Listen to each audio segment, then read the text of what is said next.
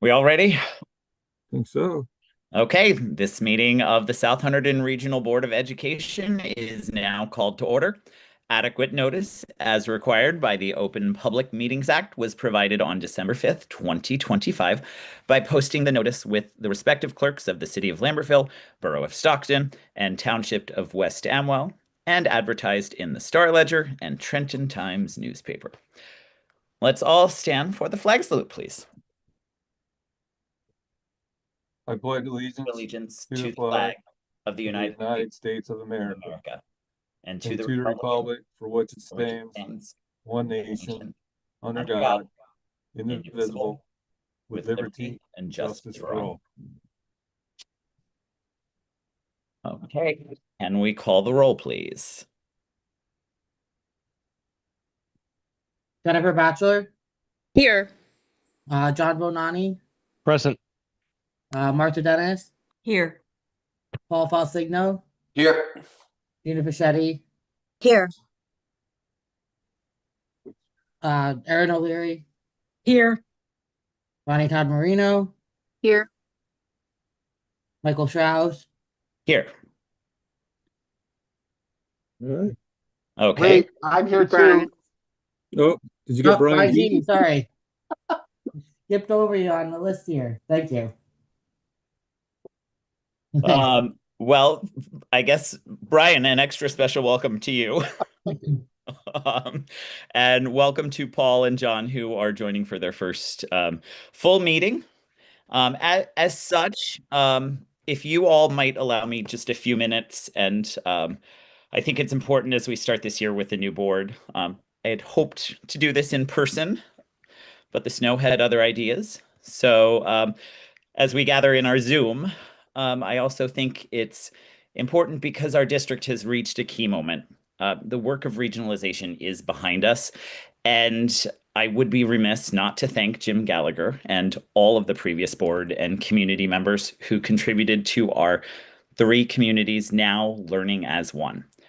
Because of their hard work, this board and the staff of South Hunterdon Regional School District can now work on perfecting that learning for each student within our district. As you all know, and I think most of the community knows, I'm a reader. And I've always felt that words are given to me at the exact right time. This past week, I read a beautiful quote from W.B. Yeats, and it said, "Education is not the filling of a pail, but the lighting of a fire." That, at its very core, is what we are gathered here to do. Yes, we make policy, we set budgets, and we examine test results. That is the filling of a pail. It's the essential work, and it is also the mechanisms of a board of education. But it's the space between those actions that really matter. I see it every time that Martha's eyes light up as we discuss policy. Um, we're tasked with translating the intention of our three communities to educate our children into that lighting of a fire that Yeats described. Within the lines of policy and those budget subcodes are opportunities to create, opportunities for success, and yes, opportunities to make mistakes.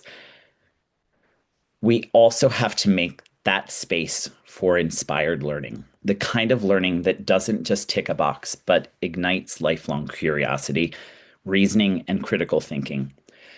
We are imparting the skills, the values, and the obligations of our country and this new digital world.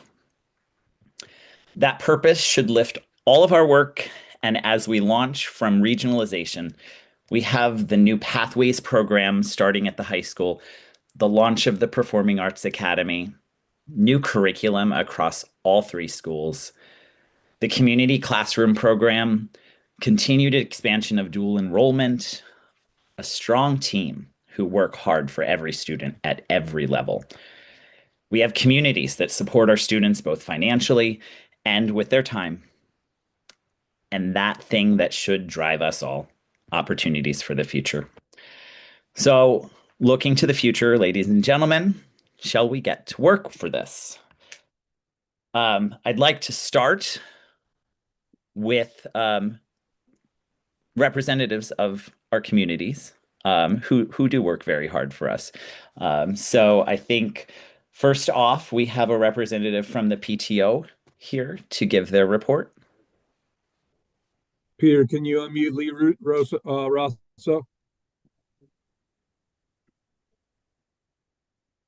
Or not, Jeremiah, sorry. Hi, everyone. Can you hear me? Yeah, Great. Okay, so Lee Russo, I'm the treasurer of the PTO. I live in West Amwell. So the PTO welcomed teachers back in January with coffee and donuts on Friday, January 16th. We were able to do it at all 4 buildings, including the preschool on location. So thank you to everyone who helped run errands, set up, heat up coffee and water in the morning. And also thank you to our community who donated towards the effort, and also Wawa for donating all the coffee for the high school teachers. And at the elementary school, the students were treated to hot cocoa and cookies during the first week back. It was supposed to be a holiday treat, but due to scheduling conflicts, we all agreed, us and the administration there, it was better to do it in the new year. So it was kind of like a welcome back treat. And the right now the PTO is continuing to prepare for our spring semester of clubs. So please keep an eye out for registration information. We're just finalizing a few more instructors and dates before we can get that out. Currently, we are running a clothing drive. If you've done this in the past, you probably know exactly what to do. We have done this almost every year. The proceeds this year are going to benefit the 4th grade end of year activities. You can fill up a big plastic garbage bag and drop it off at the old West Amwell School. The location for anyone who has not done it before is when you pull into the parking lot to the left, there's a painted window hallway with an overhang. You can just drop the bags there, and then we take care of the rest. So items include clothing, sheets, stuffed animals, small toys, and if you need more information, you can email us or check out our membership toolkit website, which has all the list of everything you can and cannot donate. Coming up in February, we will be running a Coin Wars fundraiser like we did last year. We're going to do it at the elementary school and the middle school, February 2nd through the 6th. We will send out more information via Parent Square and Membership Toolkit. And there will also be a Valentine's dance on February 2nd at the elementary school that the PTO is running. Look out for information on that because it's separated. The younger kids go for the first hour and the older kids of the elementary school go for the second hour. We have a DJ, a photo opportunity. We're going to have baked goods for sale, probably some more goodies. So it should be a lot of fun. And just a reminder to everyone, it's never too late to join the PTO, and our next meeting is Monday, February 2nd, and that will be at the Elementary Media Center. thank you, Lee.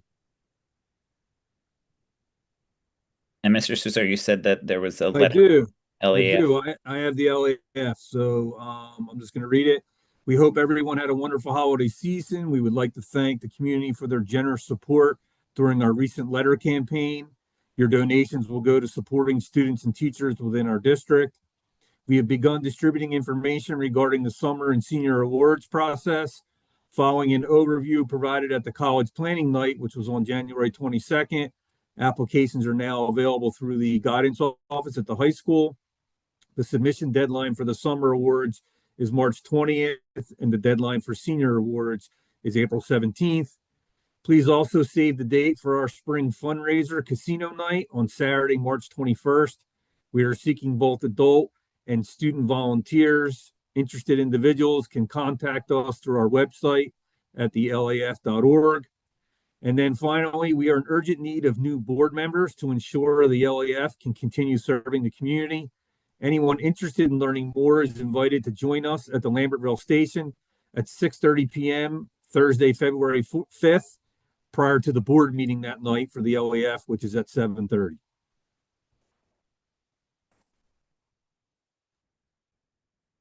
Okay, thank you to both of those organizations.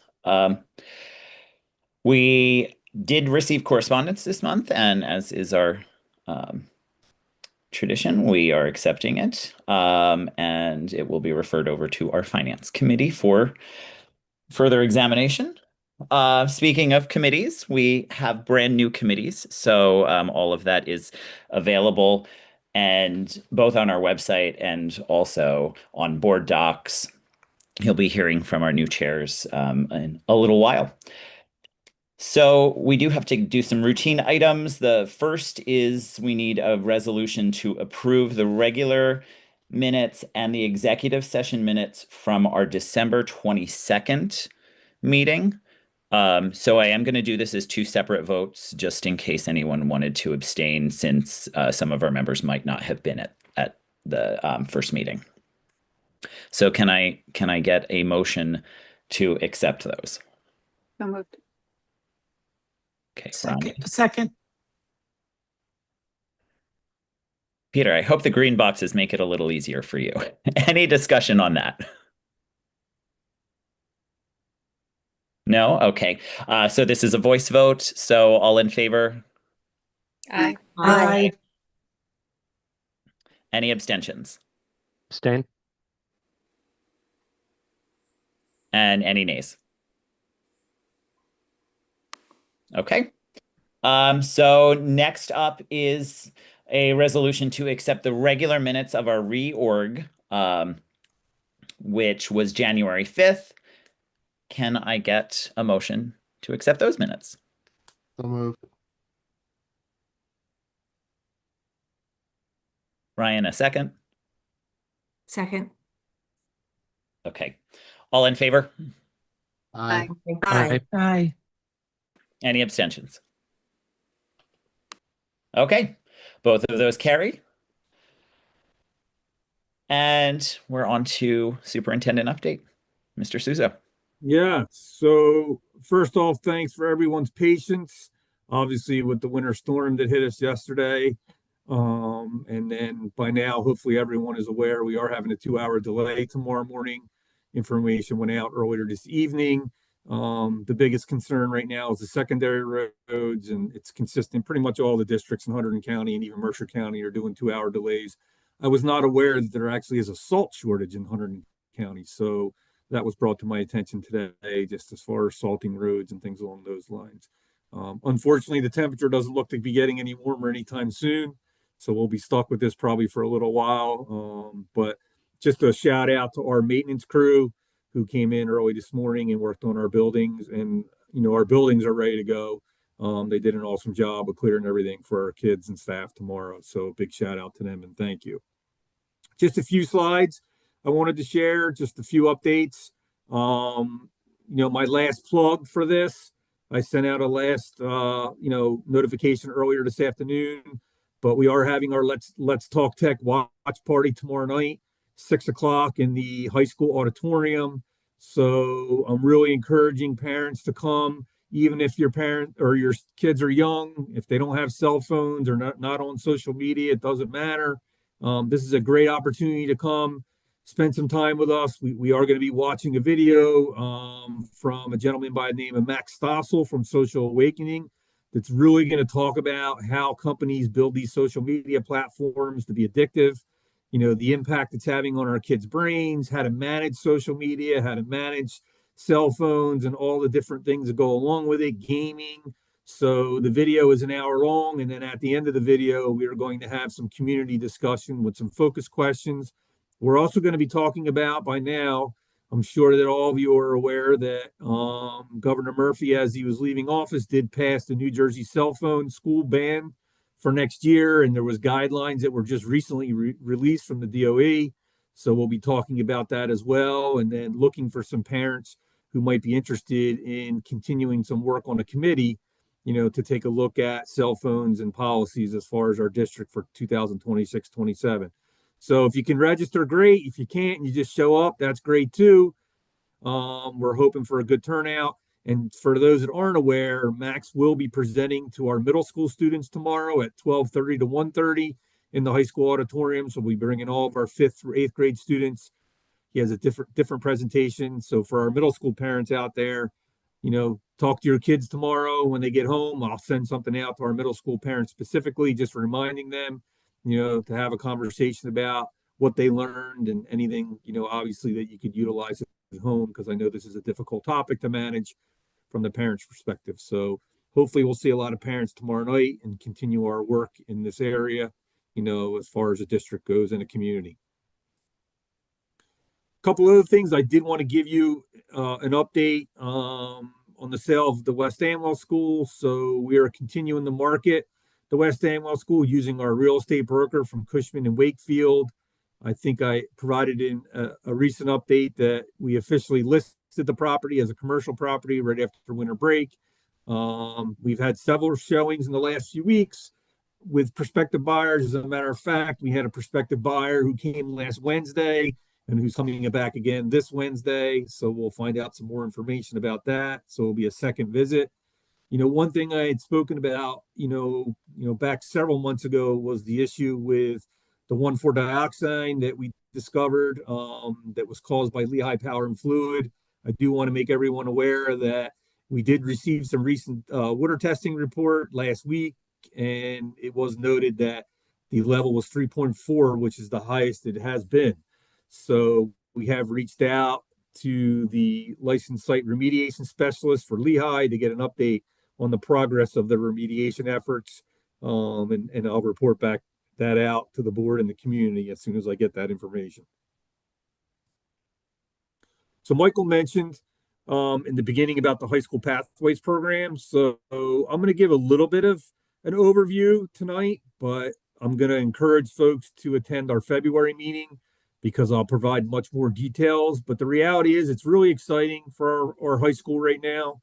So for our incoming ninth graders next year, it is going to be a different experience. All of our ninth graders will take a half-year elective course called College and Career Exploration. And the focus of that course will be specifically on, real-world skills needed for success, whether it's in college, a career, or just in everyday life. They're going to have the opportunity during that time to really kind of investigate different pathways that we're going to have available to students when they go into 10th, 11th, and 12th grade, learn about those pathways, careers within those pathways. We're also going to start next year, and this will be for all of our high school students, so not just ninth grade, but 10th, 11th, and 12th, a speaker series where we're going to be having folks come in once a month during Flex, and they will have the opportunity to speak about their career, specifically to the pathways that we're going to have for our students. So any 9th through 12th grader will be able to sign up during a Flex time to attend these. And again, there'll be different ones for different pathways, which I'll share more information on the pathways at our February meeting. And then we're also going to have our first annual career fair in the spring of 2027. Again, that will be for all 9th through 12th grade students. And it will be an opportunity for students to network, talk to folks in different careers, get some ideas. The other thing I will mention is, as we move forward with this, and again, I'll get more details in February, our goal is students will be going out and doing work-related experiences in 11th and 12th grade. So again, we really want to provide students the opportunity to get out there and experience areas of interest so they can make educated decisions as far as their next steps when they leave us at South Hunterdon. Whether that's college or going right into a trade or whatever it may be, we want to provide them the opportunities. And that's going to be unique, quite honestly, compared to other high schools, right? I think I've mentioned before, we've been spending a lot of time working with several different districts in Pennsylvania because it is a graduation requirement in Pennsylvania that students go out and do internship experiences. And New Jersey, it is not. So because we are small, this is extremely beneficial where there's no reason why we can't place students in different environments so they get as much exposure to careers and trades or whatever it may be before they leave us in graduating. So I also want to remind parents that we do have our 9th grade parent night that's scheduled for Thursday, February 5th at 6:30 p.m. in the high school auditorium. This program is for both students and parents. So parents should come, bring their, rising 9th grader for next year. And obviously, as part of the presentation, you're going to learn a lot more details about this high school pathways program, which we're really, really excited about. And then the last thing I just wanted to mention was budget. So we are in the process of working on the budget for 26-27. The board does have right now a work session scheduled specifically on budget for Monday, March 2nd at 6 p.m. I will tell you that some of the challenges that not only we are facing, but districts throughout the state of New Jersey, is that our health benefits broker has advised us to plan on a 21% increase for health benefits for next year. Last year, our increase was 11%. And speaking to my colleagues within Hunterdon County, their benefit increases are ranging anywhere between 21 and 35%. So, and this is not uncommon for all school districts in the state of New Jersey. It's not uncommon for municipalities as well. So this is a big deal. It's definitely going to have an impact on our budget. So we'll be working towards that and sharing information with the community. As you know, we do have a new governor. A new governor has the ability to request an extension for releasing state aid. Our new governor has done that. So typically we would get our state aid numbers maybe by the end of February. We're probably not going to get them until the first or second week of March, just to provide her a little bit more time as she gets her feet under her.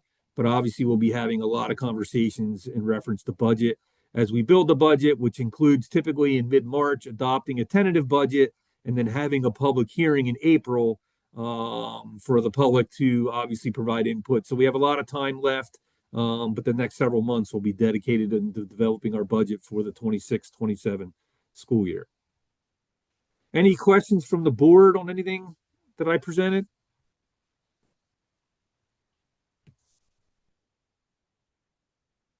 Okay. So I believe we are at. That brings us to our first public comment. Correct. So just a reminder that as we start public comment, that we do have procedures for that, including standards of conduct. If a member of the public becomes disruptive during a public meeting, including on Zoom, including during any public period of comment, the member of the board charged with running the public meeting shall warn the disruptive member of the public that their continued disruption may result in them being prevented from speaking during public meeting or removed from the public meeting. Disruptive conduct includes sustained inappropriate behaviors such as, but not necessarily limited to, shouting, interruption, and use of profanity or comments seen as abusive, obscene, or defamatory.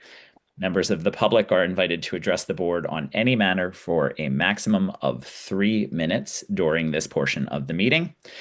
You are asked to state your name and municipality. So public comment is now open. Would anyone like to address the board? And if you just raise your hand, we'll unmute you so you can speak.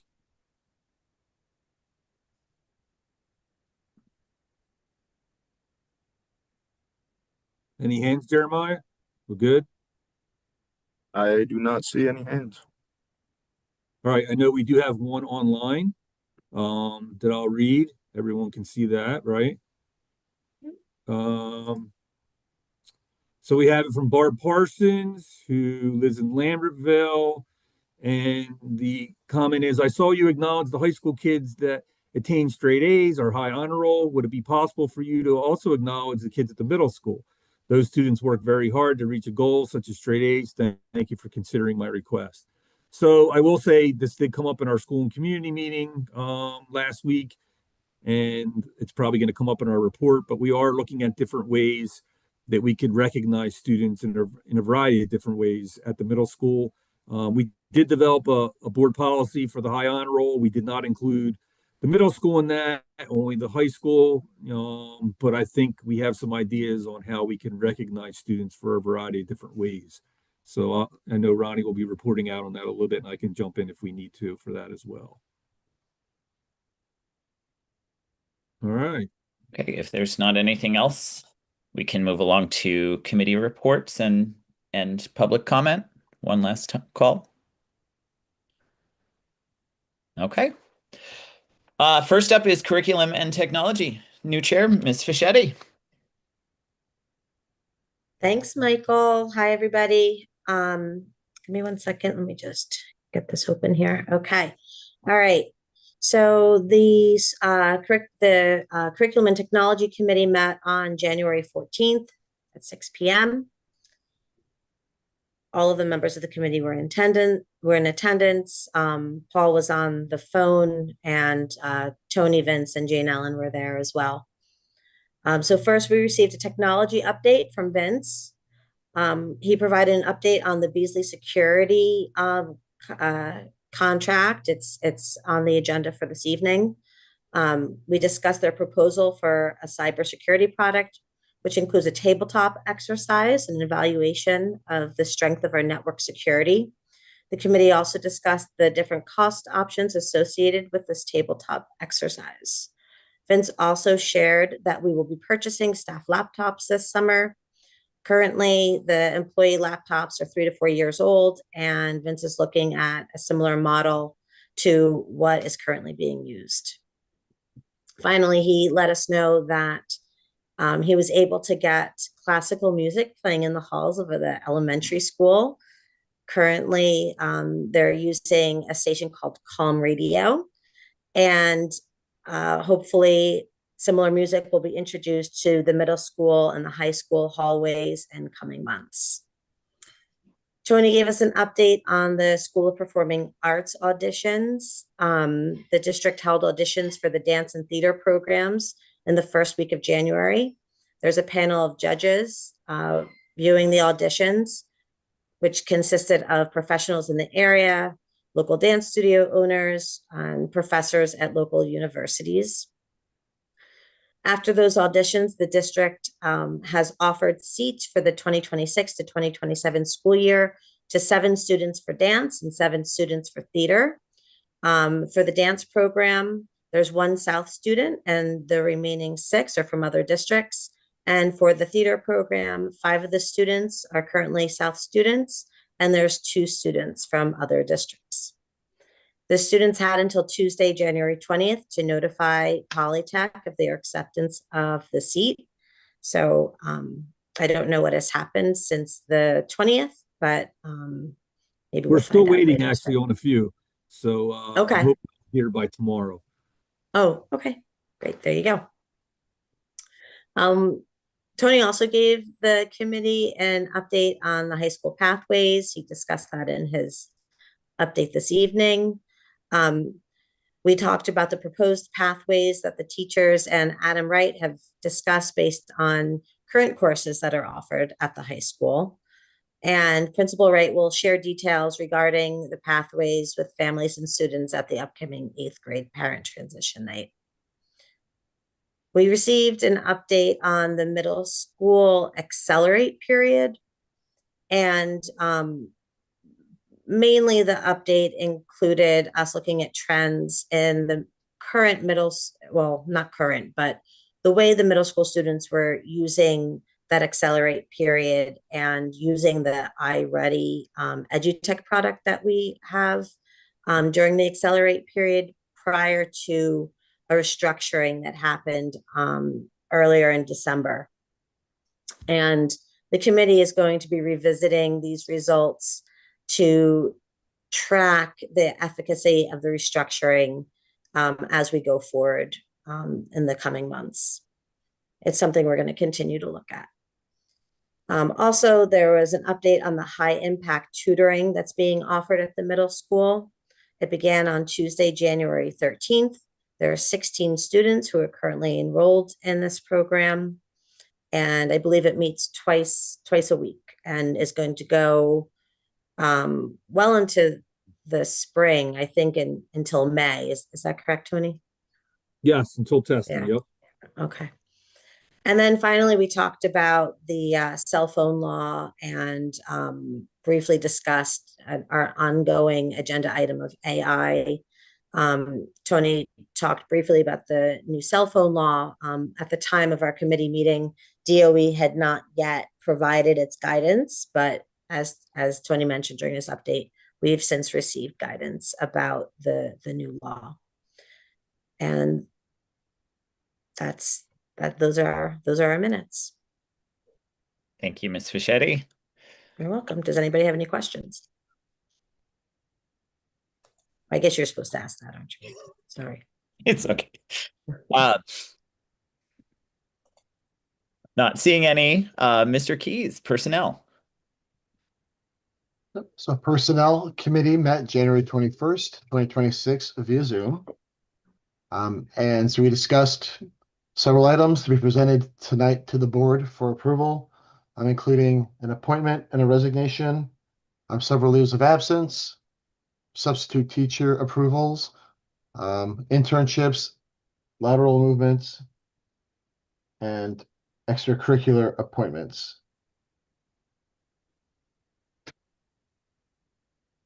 Yep. No, so with that, we'd like to move for approval items A and B. Is there a second? I'll second. Okay, any discussion on these? Okay, let's move to a vote. John Bonani, Yes. Martha Dennis, Yes. Paul Falsigno, Yes. Gina Fischetti, Yes. Brian Keys, Yes. Erin O'Leary, Yes. Jennifer Batchelor, Yes. Ronnie Todd Marino, Yes. and Michael Shroud. Yes. Okay, those pass. On to our policy committee. Ms. Dennis? Thank you so much. We met on January 20th virtually. For our first read, we have a new policy and regulation related to sexual harassment. The reason this is necessary is that the existing policy and regulation, although they address sexual harassment, they don't fully address the federal regulations that apply to sexual harassment in a school district setting. So the new guide and the new policy and regulation guide now incorporate both federal regulations. That's Title VII of the Civil Rights Act of 1964 and Title IX of the Education Amendments of 1972. It's significant because depending on they can be both relevant to a particular case, depending on whether both or whether one or either are relevant to a case. There's a different process that has to be followed. There are different standards of conduct for the employer. In one case, it's reasonableness. For Title IX, it is strict compliance with the requirements. And both the policy and procedure guides cover this in detail. It is strongly recommended that when there is a claim of sexual harassment, that the district will contact the board attorney to review that and determine which course is appropriate. There is a note, there's one area of optional text that's included. It's in the regulation. It has to do with the grievance process under Title IX, where there is a designated decision maker who will review the results of an investigation, and we determine whether or not the standard is going to be a preponderance of the evidence, or whether it's going to be a clear and convincing evidence standard. We are recommending that we use the preponderance of evidence standard. Along with that, we need to abolish the previous policies and regulations. So that's going to be policy 3662 and the regulation matching that, and policy 4352, excuse me, and the corresponding regulation. Those are the two items for first read. For second read, and I won't go through too much detail on these. We did talk about them at our last meeting. It's the changes to policy and regulation 2535 on library materials. This is in relation to New Jersey's Freedom to Read Act, and it's designed to protect the right to read and access information and support the professional judgment of librarians and educators. What's significant about this new policy is that it sets forth who has standing to make a challenge. Those are individuals with a vested interest. That's going to be teaching staff, students, parents of students, and they do need to be employed by the district, enrolled in the district, or the parent or guardian of a student who's enrolled in the district. The other changes correspond to the new policy and regulation that has to do with public complaints. That's policy and regulation 9130 and policy and regulation 2530 on resource materials. Under public complaints, we did find it did not have a similar definition of individuals with a vested interest, so that has been added, similar in theme to what's done, what we're doing for the library materials. And then correspondingly, with the resource materials, we did not need to add that language, but the changes were made to align to the new policy and regulation. I did want to note from a discussion perspective, we are also talking about the new cell phone guidance from the Department of Education, and we'll be waiting for the feedback that's coming from the other committees. And so with that, I would like to move those two items forward, but are there any questions? First, can we get a second? Sorry. Second. Okay, now, does anyone have any questions? Sorry. Okay, let's take a vote. Paul Falsigno, Yes. Gina Fischetti, Yes. Brian Keyes, Yes. Erin O'Leary, Yes. Jennifer Batchelor, Yes. John Bonani, Yes. Martha Dennis, Yes. Ronnie Todd Marino, Yes. and Michael Strauss. Yes. Okay, on to buildings, grounds, transportation, finance, and safety. Ms. Batchelor. Okay, so we met on January 20th at 5:30 in the conference room, and this committee is actually mostly new to the committee members. So we had Michael join us, John and Aaron, and then Peter and Tony were there, as was Carol from our buildings and ground. So we welcomed our new committee members and explained a little bit about the committee. Peter walked them through all of the financial statements and documentation and things that he puts together for us every month. And then just to provide some highlights on items that we discussed. So we talked a little bit about the sale of the West Amwell School, noting, as Tony mentioned, that the property is listed and has had some interest. We kicked around a little bit the general pros and cons of, the listing versus the auction process, with the listing having possible contingencies, auction having it being sold as is. We've got tours of the building ongoing, and we're going to speak with our real estate broker in further detail later tonight. The turf field, we just talked a little bit about update there. Unfortunately, the weather is not cooperating for ongoing outdoor work right now. But before we became the frozen tundra, the fill had been moved. We kept that on site as per the plan. We're finishing up removing the topsoil, and you'll see a next payment on the turf contract is on the agenda tonight. Then we talked about the final payment we have for closing out referendum costs to LBJ Flooring. So the final payment is due to this subcontractor, and it would close out all remaining payments for the referendum. Unfortunately, LBJ was the victim of an email hacking scheme, resulting in a payment to them that was intercepted. So it's not all closed out just yet. We are discussing options to work with the company, including utilizing some of our insurance coverage that we have for incidents like this, but weighing that against the cost of us meeting our deductible. And the middle school, the next topic we covered was the middle school HVAC. We had some issues right before break.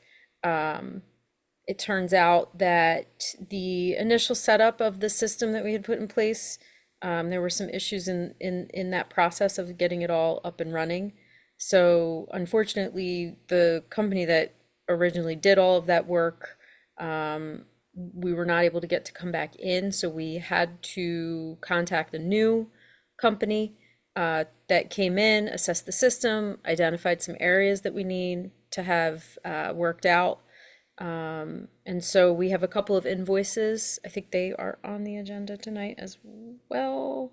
But those will go back to Bach, the overall contractor of the referendum project.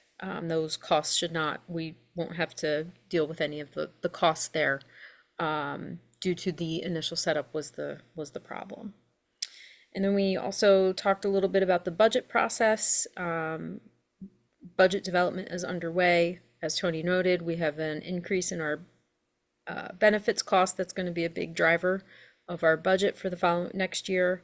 And our February finance meeting, we will start crunching and taking a look at more of numbers relative to revenue versus the costs that will be coming up in our next budget. So we have a couple of contracts on the agenda. Polytech, we have to put an additional student in our Polytech through an audit process. We discovered another student who is actually covered by our district, so we had to add to the Polytech contract. We also have a couple of items on the agenda for Municipid, and I just wanted to give a little shout out. Something that came up during our discussion was that since inception, we've brought in $67,000 in revenue by selling things on Municipid, and it's just been a really good resource for us, a good thing, good way to dispose of assets and extract some value from things. And then we also are voting on, we have our notification of media outlets when we post our meetings. So we have our newspapers noted here for now, but just of note is that effective in March, we finally do not have to go through the costs and trouble of putting things in newspapers that no one reads anymore and are folding very, very quickly. So we discussed, so we will continue to send out our emails and notifications. We'll have information on our website.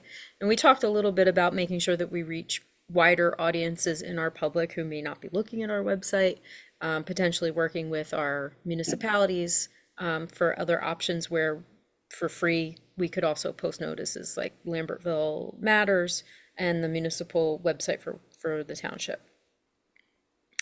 And we also have a resolution I just wanted to highlight, just to acknowledge per our auditor that we had some negative fund balances for several months while we were awaiting preschool and title grant monies, and also just due to closing out construction. So that resolution is on the agenda for us to vote on. And then wrapping up with transportation and cafeteria, we have our retirement of our bus driver and a new hire that is going to be on personnel. And then one last thing to note for the cafeteria, during the inspection and review process of our buildings, we determined that the stove in the high school needs to be replaced. So we will be looking to bring in a new stove for the high school. And I think that covers everything that we talked about in the committee, and we have the items there A through K. So I'll make a motion to move those items. And a second. I'll second. Thank you. Any discussion on this? That was a wonderful report. Thank you, Jen. I know. I hope it wasn't. I know there was a lot there.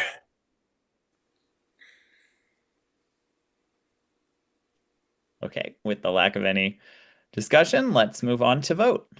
Brian Keys, Yes. Aaron O'Leary, Yes. Jennifer Batchelor, Yes. John Bonani, Yes. Martha Dennis, Yes. Paul Falsigno, Yes. Gina Fischetti, Yes. Ronnie Todd Marino, Yes. and Michael Schauch. Yes. Okay. School and community. Ms. Todd Marino. I have to remember that I have to move this along. I am thinking for a second. It's all good. All right, school and community met on January 22nd. We do have some new members. This year we have Jen and John and Brian as members on the committee. The first thing we did was we talked about the committee goals. We have set goals in the past, annual goals, and how to continue to build goals for this year that would support the strategic plan. The school and community committee all of our goals are grounded in the strategic plan. Two goals set in that process of improving community engagement and improving communication. So we'll be looking at some of our goals we will continue since last year it was, how to expand upon how we celebrate academic achievement in students and developing parent guides. And then also in terms of community engagement, the community classroom project where it's, having more of a utilizing the resources of the community by bringing them into the school to help complement our education for the students. So we'll talk about that more. We also talked about the board norms, which is the document that we're working on to improve board governance and really inform the communication processes and to facilitate more positive communication. So we talked about that a little bit. We also reviewed the Let's Talk Tech Watch Party discussion topics. As Tony said, we'll be having the middle school presentation tomorrow, and then in the evening there'll be the parent video, and we really want to use that as a time to get parents talking more about and creating connections so that they have using each other as a resource and using the district as a resource as we try to improve the way that we support kids in their use of technology. And as an important part of that is the New Jersey cell phone legislation and hopefully recruiting an advisory group, because we recognize that this change where if we are, as we're figuring out how to implement the new legislation where it's the bell to bell, kids not having their phones, it's going to have an impact not only on students, but on parents. So we want to take our time and really hear from parents and work together in partnerships so that we can reduce any anxieties that the kids have and that the parents have regarding that change. We talked about the Pathways program and how, as a piece of that, we'll be having college and career events, and that will be implemented next year. But we also talked about how we may incorporate South alumni into events, maybe even inviting students and new graduates to come and share their experiences after graduation. And then our last topic is a topic that we will always have on the school and community agenda from now on, and it was an offshoot of something that came out of the board norms, where there will always be an open discussion agenda item where if any committee members or any school board members have something that has either like they've thought of or a community member has come to them and they're not exactly sure which committee would handle that, that they can send that to me, and that this will be a place where we'll start discussions. So in this situation, we discussed a recent question that came about implementing the honor roll in the middle school, as Tony mentioned. And so we noted the fact that when the policy was developed, the choice was made to implement the high honor roll at the high school, but to hold off at the middle school. But this is something that we could reconsider. But first, Tony talked about some ideas that are in the works for how to celebrate student academic achievement and also student character.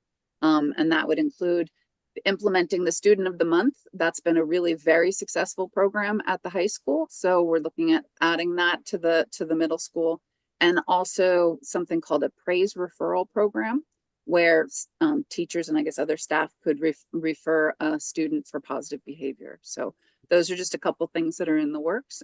So we will be learning more about those in the future. And that is it. And I have nothing to move.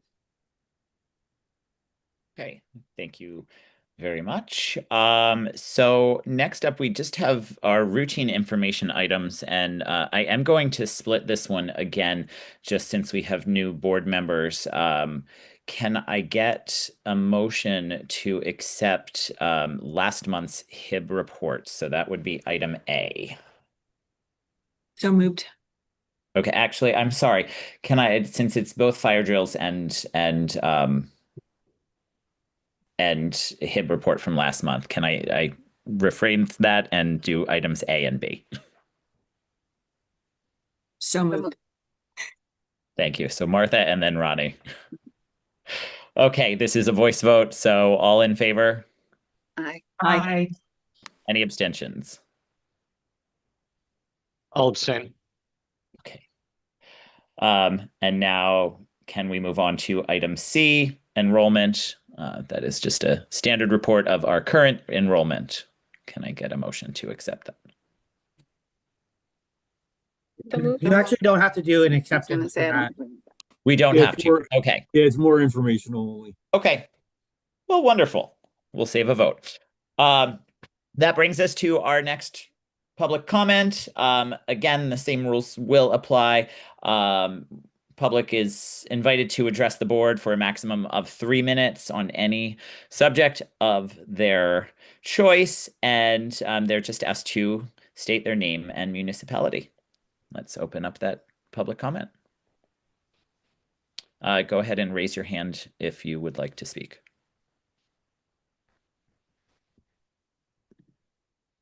Any hands, Jeremiah? I'm not seeing any hands. Okay. Okay. Anything else on the form? Nah, just the one that we did already. Okay. Then let's bring that form of public comment to a close. We do have the need to enter executive session this evening. So on Zoom, this Zoom is going to stay open for the remainder of the meeting. We will return to it to close the meeting. Actually, it's gonna shut down. Oh, my apology. Sorry about that, but we don't have it. Won't be any action taken. So Okay. When we return, we will not be taking action afterwards. I would just need a motion to enter executive session. So moved. Second. All in favor? Aye. Aye. Aye. Abstains? Nays? Good. Okay. Ladies and gentlemen, thank you very much, and we will see you next month. good night, everyone. See all of you in about